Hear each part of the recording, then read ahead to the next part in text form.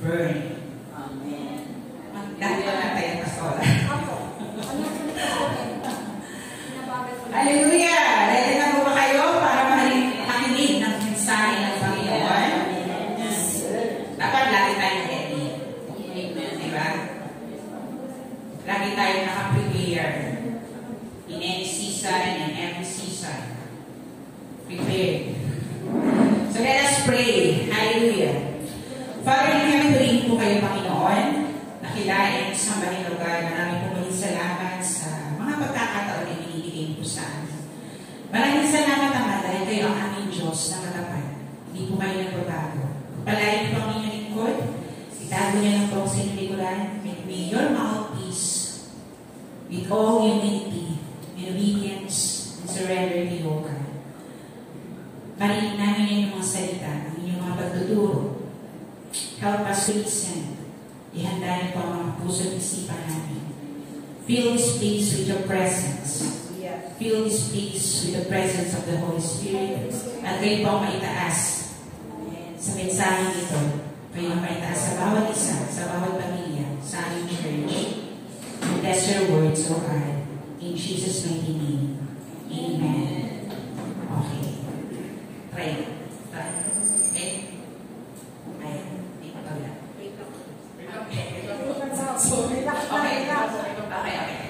Hintayin mo pala yan.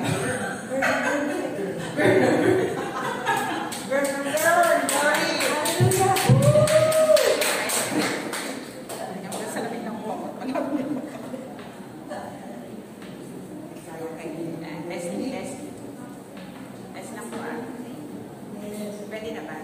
Preparation.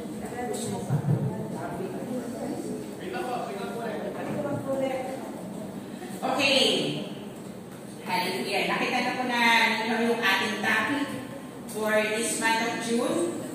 So, ang ating pong theme for the month of June is the bridal price. So, yung first ay dinala po ni Pastor Jenny, yung identification of the bride. Ayan. So, sabi ni Pastor Jenny, doon na nanonood ako, sabi niya, engage na tayo sa Panginoon. Amen. Engage na po ba tayong lahat sa Panginoon? Hallelujah! Hallelujah! And now, my topic ko is about the preparation.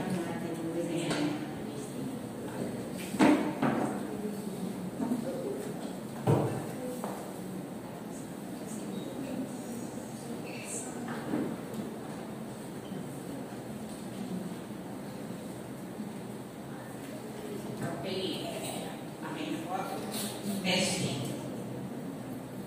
Okay. Thank you, Lord. Thank you. Yeah. Ang topic po natin today is about the preparation. At ang theme po natin, the readiness of the bride of Christ. Ang text po natin, ay nakukuha po natin sa Matthew 25:1-13. Magsipagbukas po tayo ng ating Biblia. Kung wala man po ay yung ating mga cellphones, magpasa po tayo ng salita ng Panginoon. At ang pinaka-main verse po natin is Matthew 25:1-13. Ayan. So, babasahin ko po sa inyo habang kayo po ay nagbabasa. Matthew 25:1-13. Sa New Living Translation po po kinuha. Matthew 25:1-13, verse 1. The kingdom of heaven can be illustrated. So, hindi ko na po sinulat dyan yung ating mga verses. Babasahin na po natin. The kingdom of heaven can be illustrated by the story of 10 bridesmaids. So, yung iba virgins, sa ibang translation, bridesmaid. Sa Tagalog, dalaga. So, yan. Who took their lamps and went to meet bridegroom. 5 of them were foolish, and 5 were wise. The 5 of them were foolish, took no oil for their lamps. But the other 5 were wise enough to take all along extra oil. When the bridegroom was delayed, verse 5, they all lay down and slept. At midnight, they were roused by the shout, "Look, the bride bridegroom is coming out and welcome him. Let us welcome him. Verse 7, all the brides got up and prepared their lamps. And the 5 foolish ones asked the others, please give us some of your oil because our lamps are going out. But the others replied, we don't have enough for all of us. Go to go to shop and buy some for yourselves. Verse 10, but while they were gone to buy oil, the bridegroom came, and those who were ready went in to the marriage feast. And doors were locked. So, nagsarado po yung door. 11. Later, when the other 5 bridesmaids returned, they stood outside calling, Sir, open the door for us. Verse 12. But he called back, I don't know you.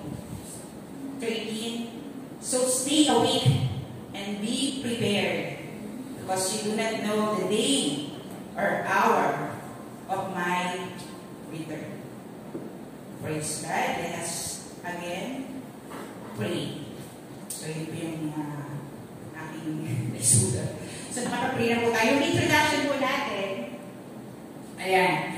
In the book of Matthew, Jesus used parables.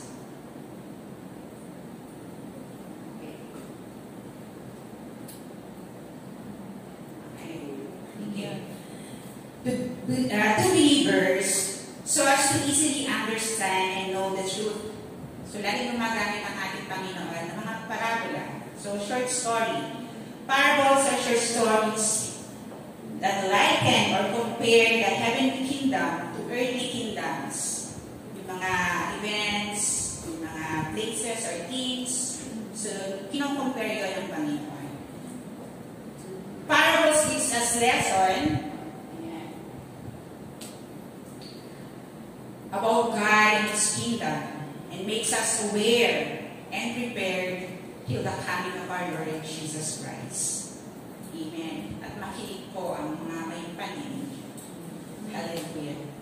So, ang main verse po natin, kinuha ko po ito, yung 25 and 13. So, sabi doon sa New Living Translation, so stay awake and be prepared, because you do not know the day or hour of my return.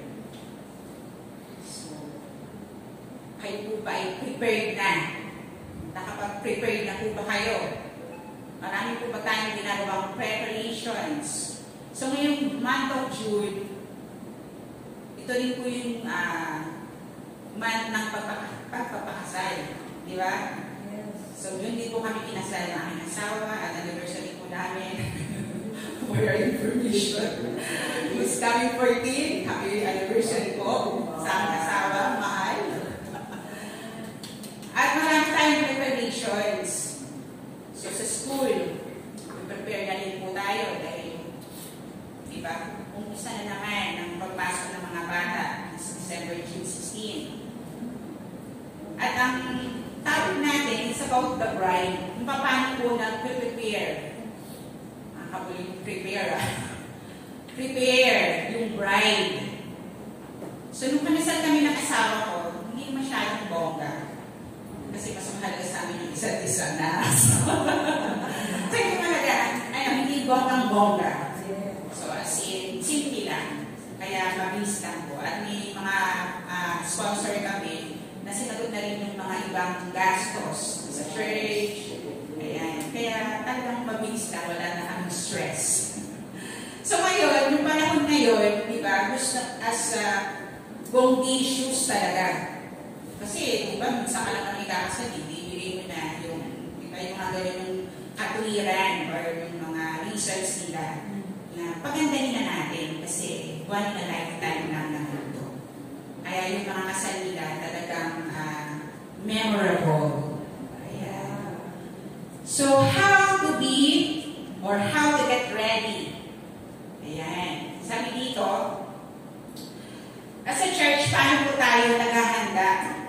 Or how is our preparation being bride of Christ? Sabi ni Pastor, diba? Engage to be the bride. Tayo po bilang isang church, bilang isang individual, ay magiging asawa ng ating Panginoon.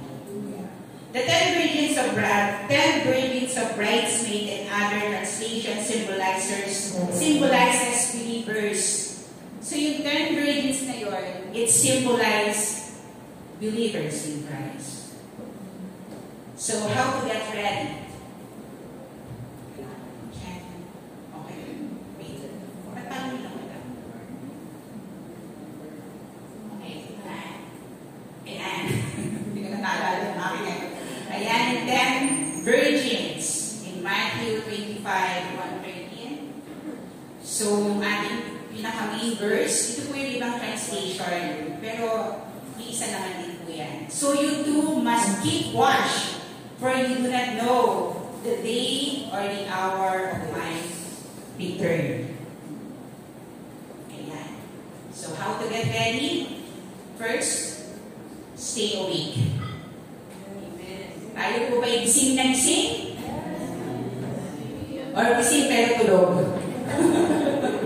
Naka-experience na po ba kayo ng gising kayo? Pero tulog pala kayo? Na-experience ko po yun sa dati, naalala ko, nung nag-train ako sa dati kong work, trainer po ako. So, lagi ako nag-train. Sa hapon po, yung training, minsan 1-on-1, so, di ba, siesta time sa hapon? So, nag-train ako, pero nakatulog naman ako. Alam niyo yun, nagsalita ako, pero parang nakikita ko. Sabi ko, halata kaya? Ang salata pa rin bakit ako mo, yung nakikip ako. Ganun pa yung pakiramdam nun. So, ganun yung nagiging pakiramdam yung mga drivers, di ba? Pag kayo ay naaantok, akala nyo hindi kayo tulog, pero nakatulog pala kayo. Kaya nagkakaroon ng aksidente or disgrasya. So, yun po yung gising ka, pero tulog ka pala. So, makinig po ang mga may paninig. So, staying awake. So, staying awake is being what? First, attentive. So, kinuha ko po lahat dyan. So, galing po lahat dyan sa ating Bible. So, attentive means alert in all ears. So, paano pong estudyante? Teachers, estudyante, gusto ng mga teachers na ang estudyante niya attentive, all ears. Kapag nagtuturo, di ba? Ninanam na ang bawat salita ng teachers. Pinakikinggan, minimunay. So, yun, minimuni-muni, ano ba yung word doon? So, that's it's being stayed awake. And in Mark 4:24-25. So, hindi ko na rin po kayo nilagay dyan. Mark 4:24 and 25 says, be sure to pay attention to what you hear. The more you do this, the more you will understand. And even more, besides, those who are open to my teaching, more understanding will be given.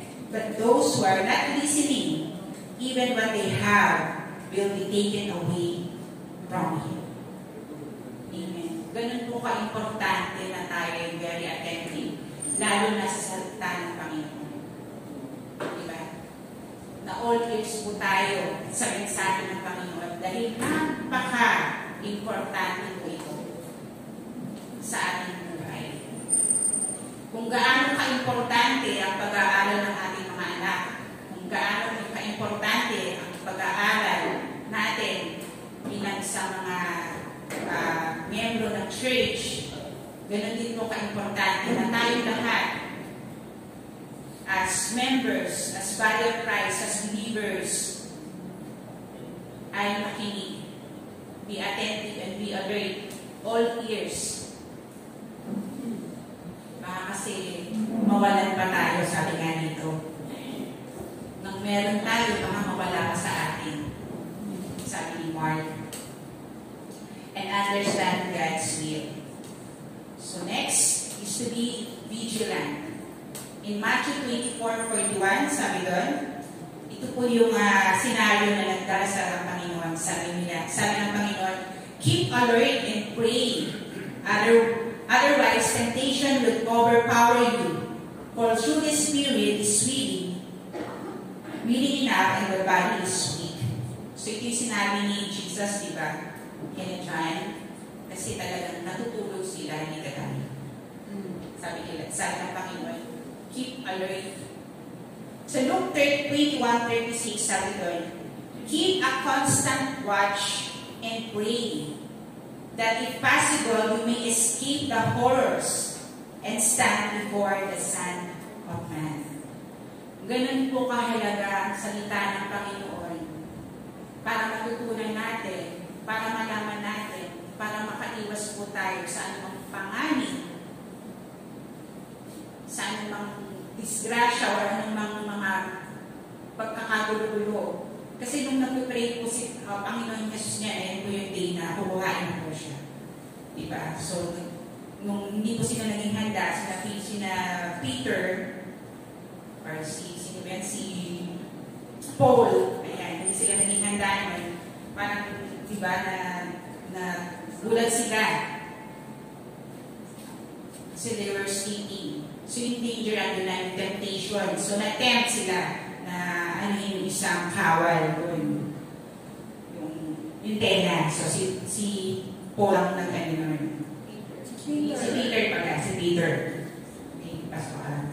And stand before the Son of Man. Sabi doon sa Luke 21:36. And sa 1 Thessalonians 5:6, sabi doon, so be in your guard, not sleep like the others. Stay alert and be sober. So, ganun kahalaga yung sinasabi ng Panginoon sa atin na to stay alert, to be vigilant, and to be what? Attentive. So, stay awake. And second, so marami pa po yan na minention sa Matthew and sa other books. Watchful. So, Corinthians 16:13, be on guard. Stand true to what you believe. Be courageous and be strong. Diba? Kailangan firm tayo sa ating pananampalataya. Hindi tayo nag-deceive. Colossians, devote yourselves to prayer with alert mind and thankful heart. So, yung ating sarili, dinidevote natin sa ating panalangin. So, paano po ba tayo nananalangin? Nakakapanalangin po ba tayo? Or inaantok na tayo? Diba? Minsan, pag gusto natin manalangin, mas natatalo tayo ng antok natin. Mas natatalo tayo ng kapagalan natin. But God says, stay awake. Be vigilant and watchful. So, aware. 1 Peter 5:8, be careful, watch out for the attacks from the devil, your great enemy. He prowls around like a roaring lion, looking for some victims to devour. So that's the reason. Kaya kailangan tayo maging aware. Kasi hindi natin alam ang tactics ng mga kaaway. We are living in a spiritual world. Ngayong nasa kaharian na tayo ng Panginoon. Earthly kingdom or earthly world, yun po yung ating mga flesh. So, happy-happy lang tayo, di ba? So, kabaligtaran sa kingdom ng Panginoon. Kailangan lagi tayo vigilant, alerto. Mag-happy-happy man tayo, alerto pa rin tayo. Di ba? Celebration man yan, busy man yan, we have to stay alert. Sober-minded.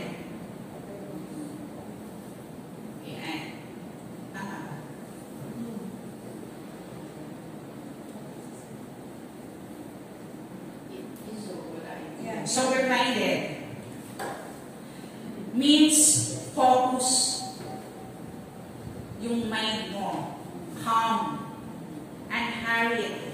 So, ayan po, tingin ko na yung mga, bakit sober-minded? Ano po ba yung difference ng sober and sober-minded? Ang sober kasi, you are, tawag dyan, yung sa mga alcohol and drinks, yung dun ka na tawag dyan, Doon ka nalululong. Ayan. Yung naapektuhan sa pag-inom mo, sa kung ano-ano, ayan na, kung saan, di ba, binabawal sa atin ng Panginoon na to drink too much of alcohol.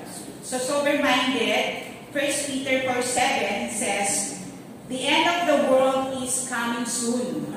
Therefore, be earnest and disciplined in your prayer. So, prayer pa rin po. Kasi hindi po nabibiro ang Panginoon sa pagdating niya. Hindi po nabibiro ang Panginoon sa wrath niya. Hindi po nabibiro ang Panginoon sa justice na meron siya. Tapos sa Tagalog po, malapit na ang wakas ng lahat ng bagay. Kaya maging mapagtimpi kayo at manatiling malinaw ang pag-iisip upang kayo'y makapanalangin.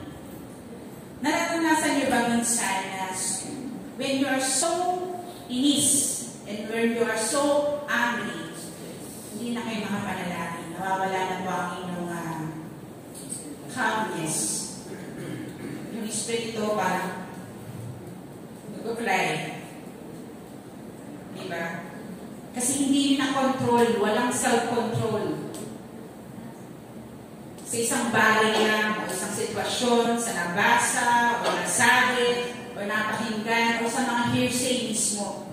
Tayo, minsan, mga believers, very affected na agad tayo to the point na naapektuhan ang ating spirituality. That's being sober-minded. Maging alerto tayo, maging careful, to have a careful thought about everything. Diba? Hindi tayo basta-basta naghuhusga, nag-judge, or kasi minsan po ano din ang nasasabi natin eh. Kaya be careful, be watchful, be vigilant, and be sober-minded. 1 Peter 1:13, so think clearly and exercise self-control.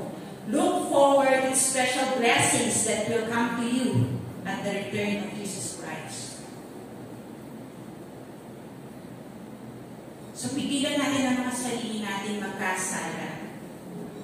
Pigilan natin ang ating mga sarili na mag-tempt tayo sa isang sitwasyon na hindi kaaya-aya.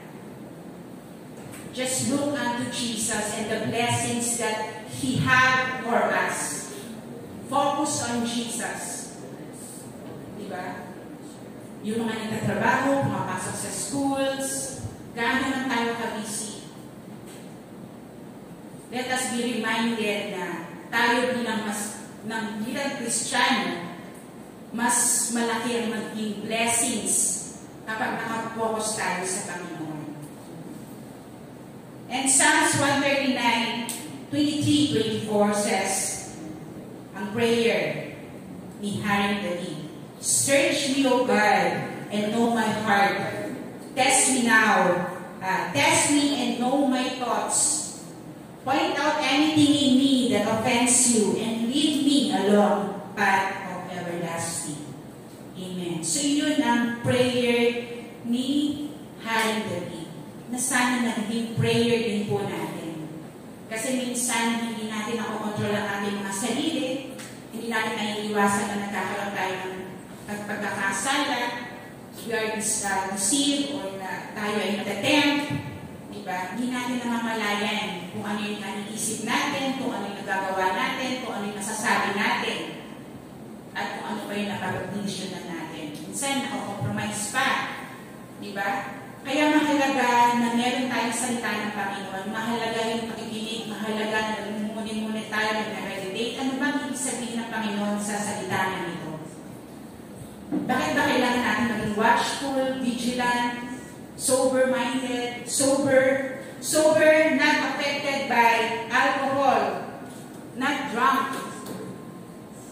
Ephesians 5:18, don't be drunk with wine because this will ruin your life. Instead, let the Holy Spirit fill and control you. Diba? Wala naman siguro dito nag-iinom at nag-drunk talaga. Let us be filled, sabi doon, with the Holy Spirit. kung ang world, kung ang earthly world, or things, or earthly world na, kung ang ating sa tayo ay nagpapakalulon sa pag-inom sa kingdom ng Panginoon, tayo maging filled with the Holy Spirit. Ayan. Puno ng oil. Ayan. Ayan ang kanina ni Pastora. So what are these? Or what are those? These character traits help us to be, not to be swayed and fall into temptations, not easily influenced, make us more dependent on God and developing a strong relationship with God. Yan po ang ginagawa. By being or by staying awake, nagkakaroon po tayo ng mas matibay na relasyon sa Panginoon natin. Kasi nakafocus lang tayo sa Kanya, sa salita niya. Kung ano lang yung mensahe ko, ano lang ituturo niya, doon lang tayo. So yun yung pagiging vigilant. Kaya nga sabi doon, the lion, keep watch. The devil, your great enemy, he prowls like a roaring lion. Kaya maging, tayo alerto, attentive, lalo na ngayong panahon na to, na marami nangyayari, di ba? Nakahalo Jesus Christ, na yung mga maling pagtuturo, mga deceiving spirits. Let us pray for discernment. Kaya lagi sinasabi ng Panginoon, be watchful and prayerful. Hindi puro pray para sa sarili natin, pag-pray din natin yung kalooban ng Panginoon. Diba? Hindi puro kalooban po natin. Pag-pray po natin na bakit kailangan natin manalangin? Para maging alerto tayo, para makuha natin kung ano mensahe ng Panginoon para sa atin. That is being stay awake. So, ating pangalawa, so, ganito lang po yan. Our readiness for the groom's return. So, how to be ready? Una, to stay awake. And ito, maging ready tayo sa ating groom's return. So, stay awake in 25:13. And be prepared, because you do not know the day of my return. It's a continuous process for the bride, making her more and more ready as she waits for the groom. So, continuous process po yung readiness po natin.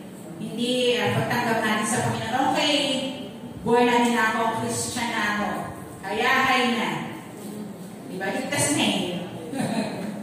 Diba? Okay, natanggap ko ng Panginoon. Ligtas na ako. Okay na. Tapos na.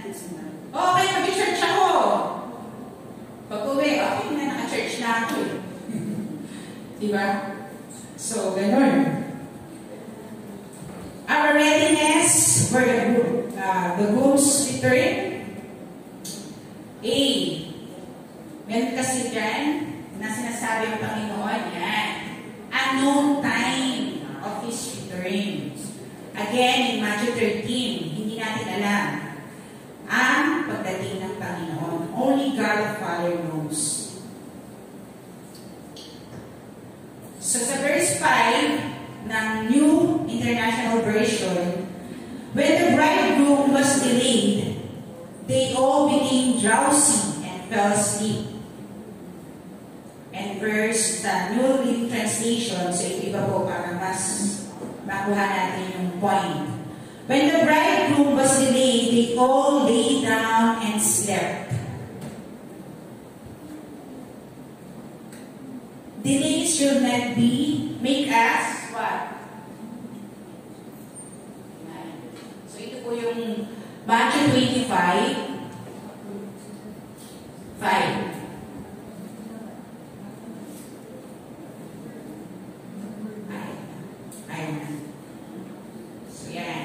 Delay should not make us complacent, but be wise on how we are living. So, hindi naman po agad dumating eh. Di ba naghahanda yung 10 virgins? Hindi naman siya agad dumating. Nagkaroon ng delay. So, ang ginawa ng 10 virgins, natulog pa sila. They all slept. So, sabi ko, yung delays po natin, minsan, nakakainis. Di ba? Naiinis ka pag delay ang kasama mo. Naiinis ka pag delay ang hinihintay mo na pinag-pray mo. Maraming delays na nakakainis. Agree ba kayo doon? Nakakapagod maghintay. Nakakapagod. Maraming gastos, di ba? So maraming dahilan na magpapainis sa atin sa mga delays na nangyayari sa ating buhay. Pero yung mga delays, if you think of it in a positive way, in a kingdom of God, ito kasi ang delays sa earthly things or sa earth or sa world, nakakainis talaga. Lalo na kapag ang boyfriend mo delay na delay, ang girlfriend mo talagang anong oras na? Pero sa kingdom ng Panginoon, it's an opportunity for us to grow as believers. Diba?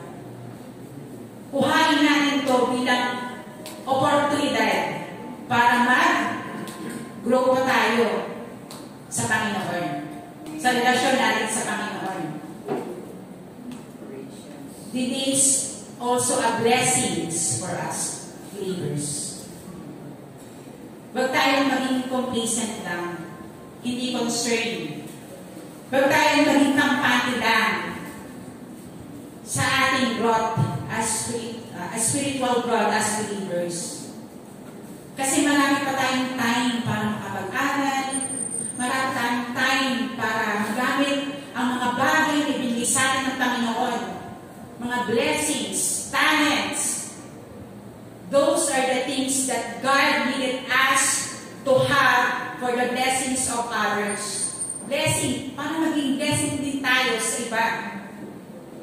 Yung mga talents na binibigay sa atin, mga opportunities, mga time, opportunity para mag-disciple, opportunity to teach, opportunity para tumugtog ka dito sa kalawalatian ng Panginoon, opportunity para encourage ng mga believers na ito, mga kabataan na ito, para maging good example ka sa kanila. It's an opportunity. Ang delay ng Panginoon, our opportunity to serve more ang Panginoon. To serve the body of Christ. To be united pa. Diba? Encourage one another, building up and strengthen one another. Para maging maayos pa ang katawan ng Panginoon. Amen. Delays are blessings for us Christians. Hallelujah. Maging good steward po tayo ng pagpapala ng Panginoon sa atin. Gamitin po natin yan habang tayo ay naghihintay. Habang tayo ay nag-prepare for the coming of our Lord Jesus Christ. Because this is what He wants us.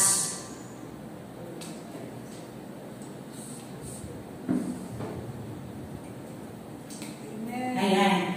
Tangible man po yan or intangible gifts or kung ano man pong blessings. Gamitin po natin para po tayo ay magbigay ng pagpapala rin po sa iba. Kaya, salamat sa mga pastors po natin na talagang nagtuturo, di ba? Nagtsatsaga.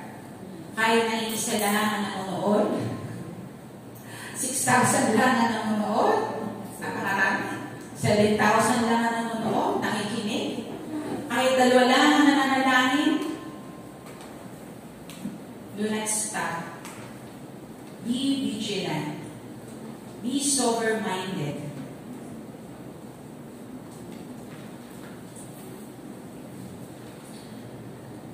Be wise. Be wise pa rin kahit may mga delays. Maging wise pa rin po tayo, even in our delays. Ayan. Kasi ito pa rin po ang panahon para tayo ay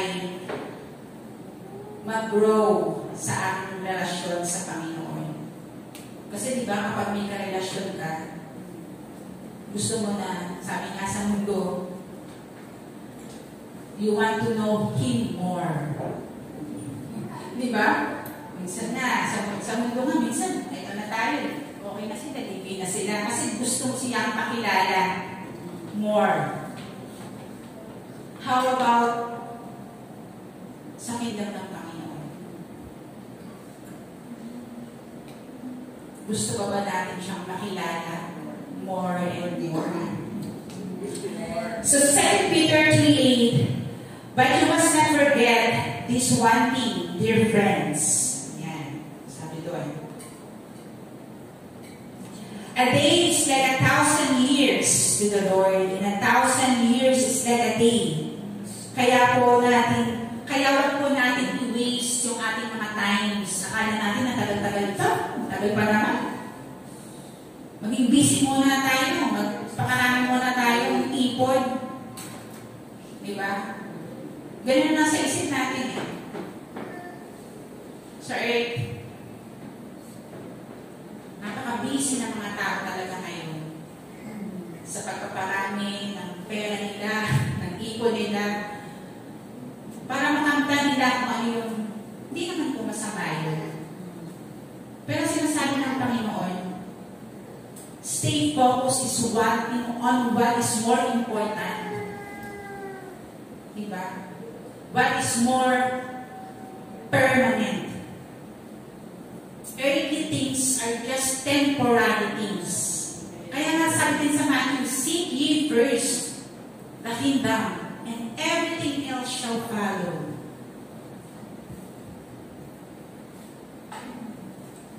Sabi ng Panginoon. Yes, let us be like the other 5 virgins. Sabi doon. So, simulat ko lang po yan para hindi ko makalimutan. Minsan, inspiration ng Panginoon nawawala sa akin. Ay, sinusulat ko na lang din po. So, ayan. Kaya maliit, ako na po mag-explain. So, sabi doon, let us be like the other 5 virgins. The 5 wise virgins. Kasi may 5 na fools. Pero lahat sila believers. Di ba po? May fools pa pala. And then may wise na believers. So, who have extra oil. Extra oil means more of the fruit of the Holy Spirit. Kung dito sa earth, sabi nila, more is sabi doon, masama. Masama ang sobra. Tama naman. Masama kapag sobra ang kumain. Masama kapag sobra ang matulog. Yan, di ba?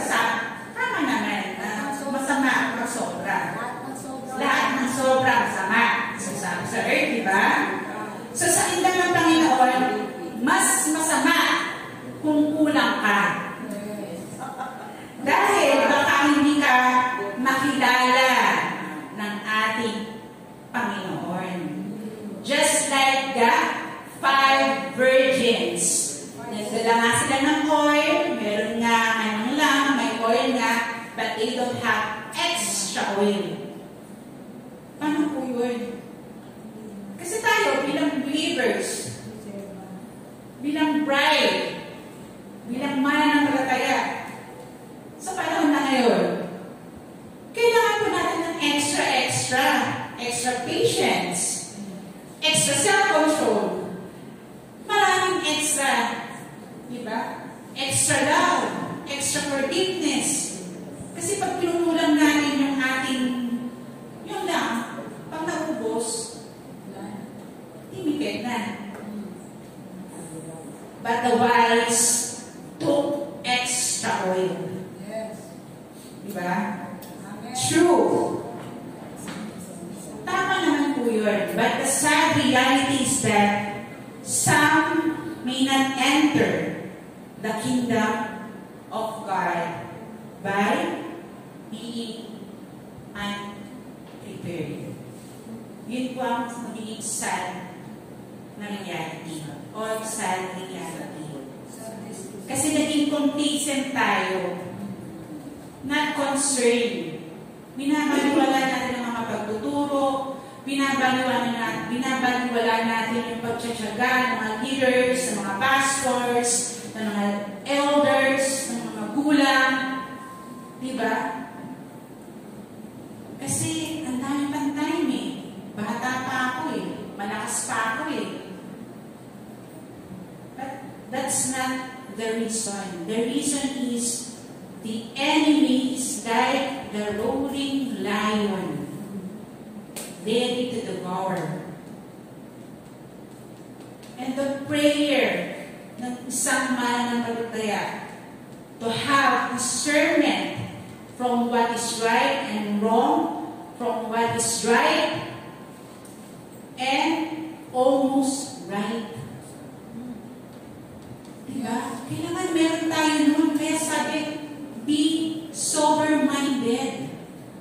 Huwag ka naman din basta-basta maging self-righteous. Maging self-control. Huwag ka rin rin ng self-control.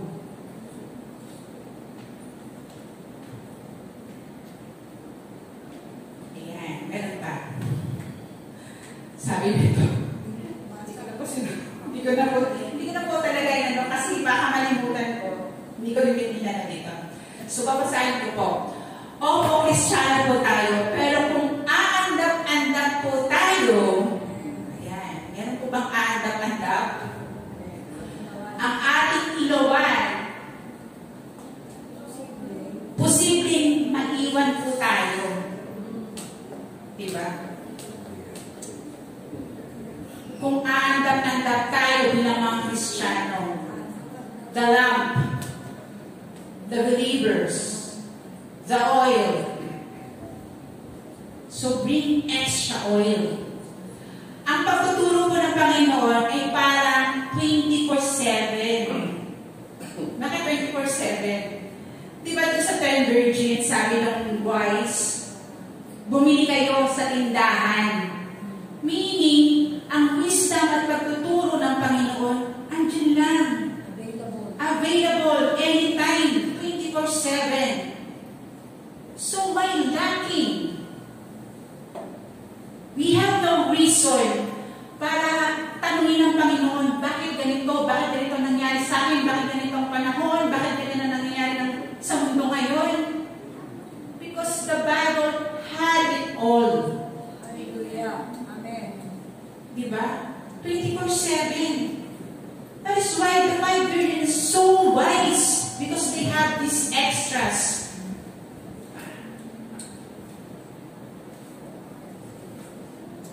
At kung meron lang po tayong natutunan gifts or anointed po tayo, so ito na po yung sinabi ko kanina, to let use it as a good steward sa biyaya ng Panginoon, to encourage. So napakahalaga na tayo bilang isang mananampalataya dito sa church, nag-i-encourage po tayo, nag-i-strengthening to one another, because we are the body of Christ and we are the brides of Christ. Ayaw po natin maiwan ang bawat isa. Pero ang relasyon po natin, ang relationship po natin ay individual. Hindi po pwedeng si pastora, diba? Si pastora yung magsisave sa akin para maka-enter ako ng kingdom ng Panginoon. I have to fill my lamp with oil. Hindi ko pwedeng buhayin yung oil niya. It's an individual relationship with God. Kailangan tayo mag-grow individually. Hindi naman po tayo masasabay-sabay ng maturity. But we have to be patient also to ourselves. And be intentional to what God is teaching us. Hallelujah. Amen. Diba? Hallelujah. And letter B, assurance. Tatapos na po tayo.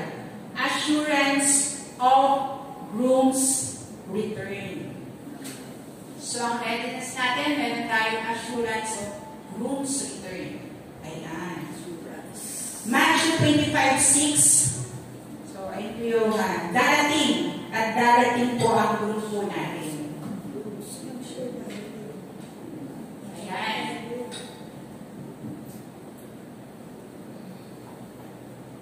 At midnight, they were roused by the shout, "Look, the bridegroom is coming. Come and meet him." So talaga po darating ang Panginoon, no doubt. Certain for the groom's return. We may not know the exact time. In Matthew 24:26 says, "But about the day or hour, no one knows, not even the angels in heaven, nor the Son of Man, or the Son, but only the Father knows." Certain po talaga, no doubt. Kaya huwag po tayong magpatumpik-tumpik at magpaandap-andap. Ayan. "But my words will not pass away." Hindi po nagbibiro ang salita ng Panginoon. Hindi po yan nawawala. Heaven and earth will pass, but His word will not pass away. Hallelujah. Ayan. So, sabi dyan, this word is the assurance of our rejoicing and celebration of the marriage supper of the Lamb, our eternal union with Christ, our groom. So God is preparing us for our marriage supper of the Lamb. Wag po tayong maging paandap-andap. Wag po hayaan natin na kasaraduhan po tayo ng pinto ng kaharian ng Panginoon. Para ma-experience po natin tayo ng mga bride, ang feast, ang event na marriage supper of the Lamb. So yan, conclusion. Hallelujah. Our preparation readiness is crucial as we wait for the groom's return. Delay should not stop the growing of our faith, commitment, love, hope. Instead, let us shine continually, for our groom will come. And in Matthew 24:44 says, "You also must be ready for all time," or ready all time, in every season. So, anumang circumstance meron tayo, anumang na-experience natin sa buhay, we have to get ready. We have to be ready. Down ka man ngayon, or ups ka man, diba? For the Son of Man will come when least expected. So let us be all prepared. Hallelujah. Hallelujah. Glory all the glory. Let's all wait po. Hallelujah. Tayo'y manalangin. Father in heaven, purihin po kayo, Panginoon. Napakabuti niyo po, God. We pray, O God, that you help us in our weaknesses. Help us, O God, to realize how much important your words, O God. Help us, O God, na maging pagpapala rin po sa bawat isa, to encourage one another and strengthen one another, and give us more and more of you, more and more of the Holy Spirit's fruit, para po ma-endure namin ang lahat na naman po dumarating sa aming buhay. Tulungan niyo po kami, Ama, na magpuno lagi ang aming dapat. Tulungan niyo po kami, ang church, ang mga pastors, ang mga leaders, so God, bigyan niyo po kami ng katyagaan, Panginoon, ng pagmamahal, ng pagpapakumbaba. Bigyan niyo kami ng pandinig, bigyan niyo kami ng puso para sa inyo. And help us, so God, yes, help us to always be prepared